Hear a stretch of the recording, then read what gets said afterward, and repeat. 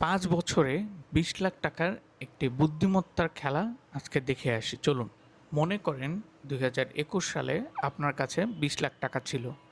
আপনি সেটা দিয়ে কি করতেন? ব্যাংকে ফিক্সড ডিপোজিট রাখতেন নাকি ঢাকার কোনো একটি ভালো লোকেশনে ল্যান্ড শেয়ারে ইনভেস্ট করতেন? মাত্র ৫ বছরে এই একটা সিদ্ধান্ত কিভাবে আপনার ভাগ্য বদলে দিতে পারে চলুন দেখে আসি। ২০২১ সালে ৬% সুদে ২০ লাখ টাকা ব্যাংকে রাখলে ২০২৬ সালে সব ট্যাক্স কেটে নেওয়ার পর আপনার হাতে টাকা থাকতো সর্বমোট ২৬,০৩,০০০, যেখানে লাভ মাত্র ৬ লাখ। কিন্তু এখানে কিছু বাস্তবতা রয়েছে। এই ৫ বছরে বাজারের যে ইনফ্লেশন, তাতে আপনার এই ৬ লাখ টাকার লাভ আসলে কিছুই না। টাকার মান বরং কমেছে।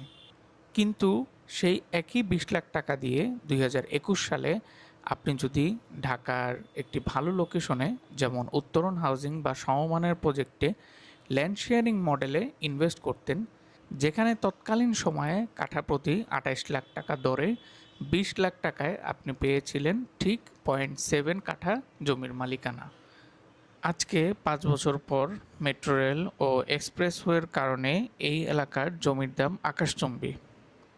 ২০২১ সালে যেখানে কাঠা ছিল ২৮ লক্ষ টাকা, ২০২৬ সালে বর্তমানে প্রতি কাঠার দাম ৫৫ থেকে ৬০ লাখ টাকা।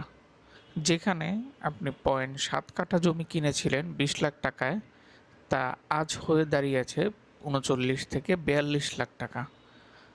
তাই সব কিছু ক্লিয়ারলি বোঝা যাচ্ছে ব্যাংকে এফডিআর রাখায়, যেখানে আপনার ২০ লাখ টাকা ৫ বছর পর হয়েছিল ২৬ লাখ টাকা, ল্যান্ড শেয়ারে শুধু জমি কিনে আপনি ২০ লাখ টাকা ৫ বছর পর করতে পারছেন ৩৯ থেকে ৪০ লাখ টাকা। সুতরাং অল্প টাকায় নিজের মূলধনকে দ্বিগুণ করতে চাইলে ল্যান্ড শেয়ারের কোনো বিকল্প নেই।